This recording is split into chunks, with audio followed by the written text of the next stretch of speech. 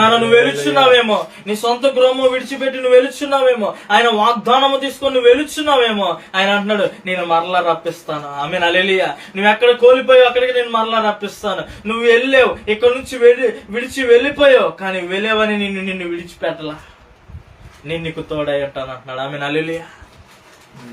నువ్వు అరణ్యములో ఉన్నాయని నీకు తోడై ఉన్నాడు, నువ్వు ఎడారిలో ఉన్నాయని నీకు తోడై ఉన్నాడు, నువ్వు ఒంటరిగా ఉన్నాయని నీకు తోడై ఉన్నాడు. ఆయన నిన్ను విడిచిపెట్టే దేవుడు కాదు.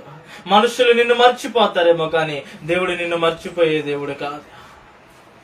ఇది నాన్న, మనము చాలా సార్లు కూడా అయ్యో నేను ఒంటరి దాన్ని, ఇక నాకంటూ ఏమీ లేదు అని చెప్పి నువ్వు అనుకుంటున్నావేమో. ఇది నాన్న ప్రభు అయిన దేవుడు అంటున్నాడు, for I am with you, God says, నేను నీకు తోడై ఉన్నాను.